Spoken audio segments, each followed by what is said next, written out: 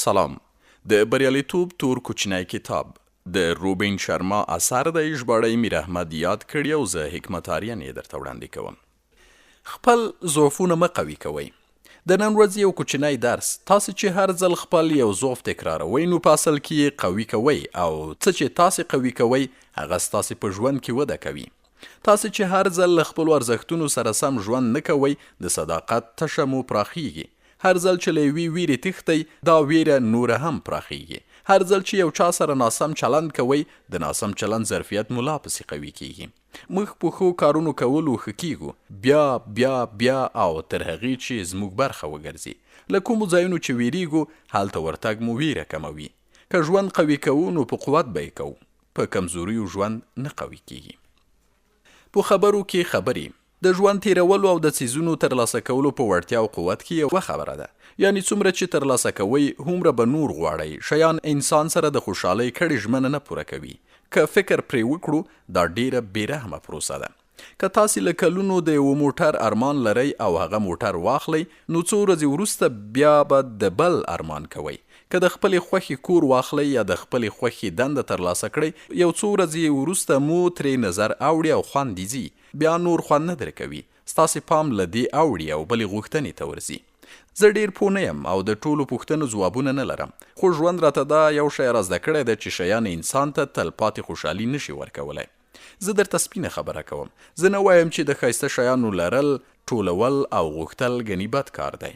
زه فکر کوم او د خبرې موخه مې دا ده چې د دې شیانو بندګي به نه کوو، ورپورې نښلو به نه، غلامي به یې نه کوو، یوازې خوند به ترې اخلو. دا شیان چې موږ ته وخت په وخت کوم دامونه ږدي په هغو کې به نه نښلو. نو پوښتنه دا ده چې اصلي او تلپاتې خوښي، خوند او رضایت له کومه راځي؟ زما له اوسنۍ پوهې سره سم یو لنډ لیست دا دی. موږ د خپلې پوهې تر کچې لوړ شی نشو لیدلی. څومره چې ډیر ګورو هومره به ډیر پوهیږو، لکه د غره څوکې ته ختل. اصلي او تلپاتې خوښي، خوند او رضایت له کومه راځي؟ د داسې شیانو په لټه ژوند تیرول چې ستاسې بالقوه انرژي ازادوي او ویدي وړتیاوې مو راویښوي، یعنی وده. په ویرې برلاسه کیدل او خپل فکرونه نه محدودول، ارزښتناکې موخې ترلاسه کول او په خپل نظر بریالي کیدل، یعنی نه هغه بریالیتوب چې نور خلک یې راته تعریفوي. ارزښتناکې او هدفمندې اړیکې رامنځته کول، ځان لا ډیر پیژندل، نورو ته ارزښت ورکول، له پیریدونکو او همکارانو نیولې د ټولنې تر خلکو، په خپله چاپیره نړۍ کې مثبت بدلون راوړل او یو اغیز پرې کول. نو هو، شیان ترلاسه کړئ. دا طبیعي انساني غوښتنه ده. داسې شیان پیدا کړئ چې ستاسې پام ور اوړي. چې ترلاسه مو کړل بیا ترې ښه خوند واخلئ. دا ټول شیان په خپل واک کې کړئ. تاسې ورته خپل واک مه ورکوئ. انقلاب نه، تدریجي بدلون. زیاتره روزنیز پروګرامونه اوږد اغیز نه لري. زیاتره سیمینارونه یوازې کوچني بدلونونه راوړي. د اغیزناکۍ او رهبرۍ زیاتره کتابونه موږ یوازې تر سبا راویښېدو پورې پر انرژي ساتي او سبا چې راویښ شو حقیقت مو بیا د ارمان مخې ته خنډ وي. داسې ولې کیږي؟ دا ځکه چې زیاتره روزنیز پروګرامونه، سیمینارونه او کتابونه د سمدستي بدلون یا انقلاب په لټه وي او تدریجي تکامل یعنی بدلون نه پیاوړی کوي. دا لویه خبره ده. که تاسې یو سیمینار ته لاړ شئ یا ډیره زیاته مطالعه وکړئ او ښه پوهیږئ چې ستاسې شخصیت او ژوند به یو دم ښې کچې ته لوړ کړي، نو د انقلابي حالت دام ته لویدل مو اسانه کوي. ډیر څه باید بدل شي او د بدلون لپاره وخت ډیر لږ دی. انسانان بدلون ځکه نه خوښوي چې ویره ترې لري. په دې خاطر مو لا پیل نه وي کړی چې پکې ډوب شو. که تاسې د ژوند په مهمو برخو کې پرمختګ غواړئ نو زه یې درته یوه ښه لار ښیم او هغه د تدریجي تکامل لاره ده. واړه ماشومان یو قدم اخلي، هره ورځ لږه وده کوي. د خپل ژوند پرمختګ او کار په برخه کې قوي او ثابت تدریجي تکامل او پرمختګ کوي. زما پلار به تل ویل بریا د هغوی ده چې ورو خو تل مزل کوي. هره هیله او ارمان له کوچنیو او پرلپسې ګامونو پیل کیږي. تاسې به اورېدلي وي چې له نن نه نږدې 120 کاله مخکې په جاکوبز درملتون کې یوه پیرودونکي ډاکټر پمبرټون ته د بورې د یو ګیلاس خوږ شربت په بدل کې 15 سنټه ورکړل. اوس هغه شربت کوکاکولا بلل کیږي او هره ورځ په نړۍ کې له 1 میلیارډ زیات ځل څښل کیږي. نو انقلاب نه، تدریجي تکامل. د والمارټ مغازو بنسټګر سام ولټن یو کوچنی دکان پیل کړی و او د دومره لوی کار مفکوره هم ورسره نه وه، تر دې چې نږدې 10 کاله کاروبار یې وکړ. انقلاب نه، تدریجي تکامل. د نړۍ د تر ټولو جګ غره څوکې ته انسان په یوه ګام نه دی ختلی، ورو ورو ورپورته شوی. انقلاب نه، تدریجي تکامل. پوه شوئ؟ تاسې د خپل شخصي غر څوکې ته ورځ په ورځ او ګام په ګام ورپورته کیدای شئ. تاسې او ستاسې اداره کولی شي او باید چې تر خپل تصور ډیر شیان ترلاسه کړي. تاسو چې نن کوم ژوند کوئ ښایي له 3 یا 6 میاشتې وروسته ژوند سره ډیر لوی توپیر ولري. ما لیدلي چې زما مراجعینو سره زیاتره همداسې کیږي. تاسې په تدریجي تکامل هغه مسلکي او شخصي غوړتوب ته رسیږئ چې وړتیا یې لرئ، په انقلاب ورته نه رسیږئ. څه چې لټوئ هغه مومئ. که ژوند کې یوه شیبه په داسې څه فکر کوئ چې نه یې غواړئ، نو په اصل کې چې څه غواړئ پر هغې مو له تمرکز او انرژۍ یوه شیبه کمه او ضایع کړه. که یو شی کار نه کوي او تاسې ورته یوه دقیقه اندېښنه کوئ، نو اصل کې مو د داسې شي له جوړولو یوه دقیقه کمه کړه چې کار وکړي. که یو ساعت مو له تیرو ناخوالو په زړه خوراک تیر کړ، نو اصل په راتلونکي کې له شته فرصتونو لیدلو مو یو ساعت وخت راپټ او ضایع کړ. زه خپل ژوند کې پر دې پوه شوی یم چې څه لټوم، هغه سره ډیر مخ کیږم. روڼتیا د مهارت پیلامه ده. زه چې څه لټوم، څومره چې په اړه روڼ کیږم، دومره می په ژوند کې بیا پایلې قوي وي. د ژوند په مهمو برخو کې د رڼو موخو په ټاکلو زه هغو شیانو سره ډیر مخ کیږم چې په لټه کې یم.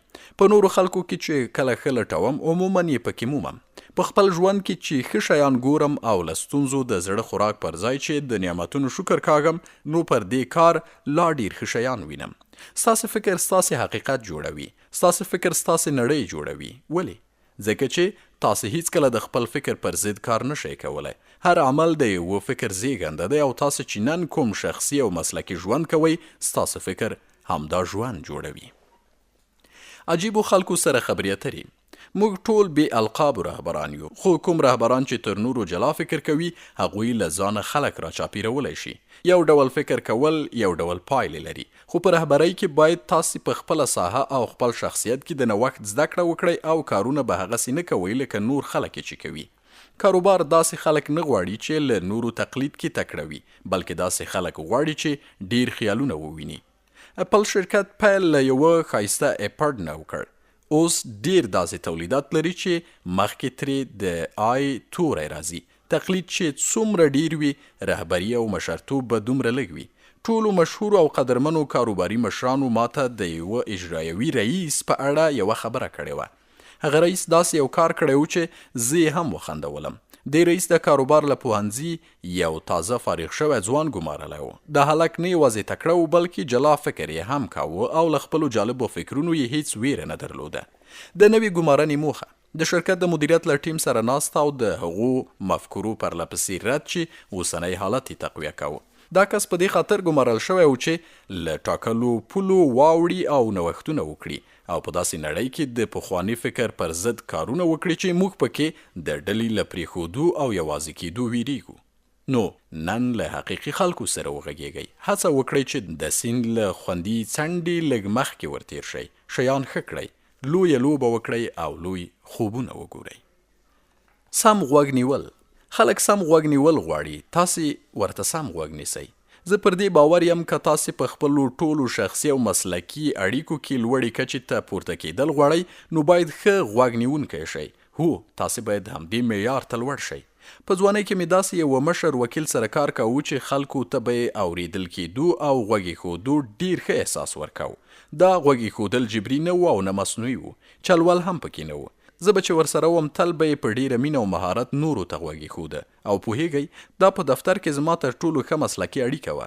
ما ورته هر څه کول، درناوی مې ورته درلود او وفادار یې وم. ترڅنګ یې ملګری هم وم، ځکه چې هغه راته پام کاوه. غوږ نیونه همداسې ده. ډیر اسانه ښکاري، خو نننۍ نړۍ کې موږ پر ځان متمرکز یو، او دې وخت کې غوږ نیونه ډیر زیات سخت کار دی. په دې وخت کې موږ ټول د پاملرنې د نقص اختلال سره مخ یو. په دې وخت کې تمرکز او غوږ نیول ډیر زیات سخت دي. هیڅ یو ارګان له هیجانو، ښکلیو او لیواله خلکو پرته فوقالعاده پرمختګ نشي کولی، او هیڅوک د خلکو له مرستې پرته اصل پرمختګ هم نشي کولی. خلک غوږ نیولو ته اړ دي، وږي دي، غواړي چې واورېدل شي، او دومره ډیر یې غواړي چې تاسې به یې فکر هم نه کوئ. زه پوهیږم چې تاسې لوړې کچې ته پورته کیدل غواړئ. زه پوهیږم چې تاسې سترېدل غواړئ. زه پوهیږم تاسې په هغو فوقالعاده کسانو کې یئ چې فوقالعاده کارونه کوي. او په دې ټولو کې یو ډیر ښه کار ښه اوریدل او غوږ ایښودل دي. د غوږ ایښودو وړتیا مو نوره هم لوړه کړئ. په دې مهارت کې ځان تکړه کړئ، نړۍ به مو بدله شي. تیار غوړتوب. له مشهور مجسمه جوړونکي مایکل انجلیو نه پوښتنه وشوه چې دا شاهکارونه څنګه پنځوي. هغه ورته ډیر ساده وویل چې زه پر ډبرو کې پروت هنري اثر ګورم او بیا چې څه د دې مجسمې برخه نه وي هغه ترې توږم. تاسې به ښایي ځان بدلول نه غواړئ. تاسې خپل شخصي غوړتوب ته څنګه رسیدلی شئ؟ په دې کار چې ستاسې برخه نه وي هغه ټول له ځانه وتوږئ. کومه ویره مو چې اخیستي هغه پرېږدئ. کوم محدود باورونه چې لرئ له هغه ووځئ. کومې ناسمې انګیرنې چې تاسې له خپل حقیقي او ډیر تکړه ذات نه لرې کوي هغه پرېږدئ. ځان پیژندنه او د خپل ځان رهبري کول اوږد سفر دی. په ماشومتوب کې چې درته ځان څه ډول ستر ښکارېده هغه هیرول کلونه غواړي. تاسې ښایي داسې فکر وکړئ چې په اوسط ډول د 30 40 یا 50 کلونو لپاره ډیزاین شوی، نو په دې خاطر اصل ته ورستنېدل په یوه اونۍ کې نه کیږي. نو څه چې د هغه هنري اثر خپل نه دي هره ورځ ترې لږ لږ وتوږئ. تاسې پوهیږئ همدا لږه لږه ورځنۍ وده د وخت په تیریدو د سترو پایلو لامل کیږي. دا فکر ښایي ستاسې ژوند بدل کړي، نو په دې خاطر یې وغځوئ. په ډیر ښه او عادي ژوند کې دومره توپیر نشته څومره چې ښایي تاسې فکر کړی وي. نه، موږ زیاتره تقریبا له یو ډول موادو پیل کوو. ټول تقریبا یو ډول یو. که موږ غواړو نو ټول ستوري او اتلان کیدای شو، او دا کار دومره سخت نه دی. غوړتوب له ورځنیو کوچنیو او ښو کارونو رامنځته کیږي. غوړتوب ته په وړو خو پرلپسې ګامونو رسیږو. غوړتوب ته په دې رسیږو چې هره ورځ له خپل شخصي او مسلکي ژوند نه واړه عادي شیان وتوږو. داسې ورځ به راشي چې یوازې فوقالعاده شیان به پاتې وي. دا د داسې انسان خبره ده چې ستاسې ځلیدل غواړي.